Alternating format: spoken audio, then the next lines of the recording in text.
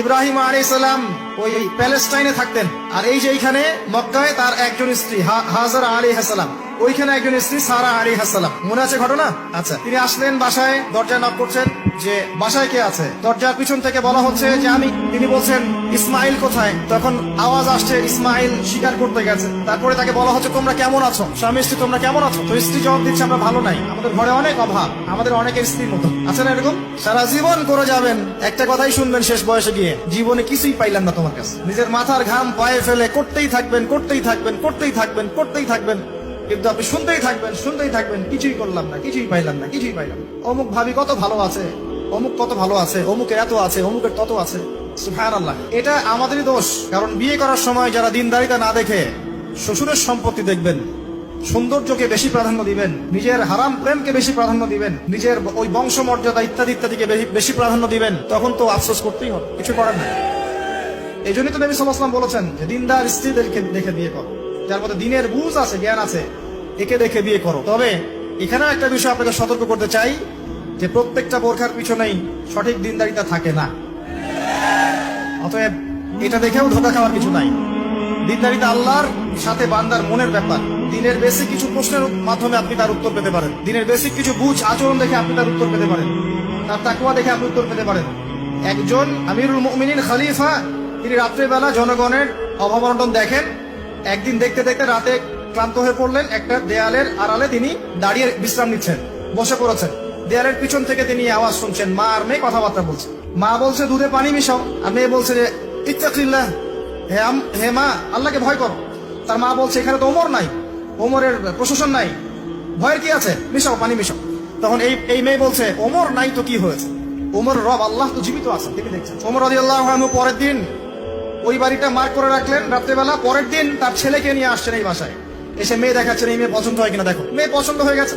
আমিরুল মুমিনিনের মানে রাষ্ট্রপ্রধানের ছেলের সাথে এই মেয়ের বিয়ে হয়ে গেল। দুধওয়ালি, দুধ ধোয়াচ্ছেন যেই মেয়ে। কি দেখে বিয়ে দিলেন? সৌন্দর্য দেখে? বংশমর্যাদা? শ্বশুরের টাকা? যৌতুক? এই কাজ যদি আমরা করতে না পারি, সংসারে শান্তি আসবে না, তখন কিছু করার থাকবে না ভাই। কারণ এই ফিতনায় একবার ঢুকে গেলে জীবনটা মেসাকার। এগুলো ডিল করতেই দিন দিন অনেক চলে যাবে। দিনের ফিকির পরে দেখবেন পরিবার সামলাতেই সময় শেষ, দিন শেষ। মানসিকভাবে যদি আপনি ফ্রেশ না থাকেন, ভালো না থাকেন, সাউন্ড না থাকেন, আপনি দিনের জন্য কিন্তু কিছু করতে পারবেন না। আর পরিবারে যদি নেককার স্ত্রী না থাকে, আপনি মানসিকভাবে ভালো থাকবেন না, ভালো থাকবেন না। এটা প্র্যাকটিক্যাল কথা। তো ওই যে স্ত্রী বলছে আমরা ভালো নাই, ইসমাইল শিকার করতে গেছে, আমরা ভালো নাই, একবেলা খাই একবেলা খেতে পারি না, ভালো নাই। ইব্রাহিম আলাইহিস সালাম বলছেন ঠিক আছে, ইসমাইল বাসায় আসলে ওকে বলো যে তার বাবা এসেছিল, আর তাকে বলো যে ঘরের চৌকাটটা যেন পরিবর্তন করে। কথা কি বুঝতে পারছেন?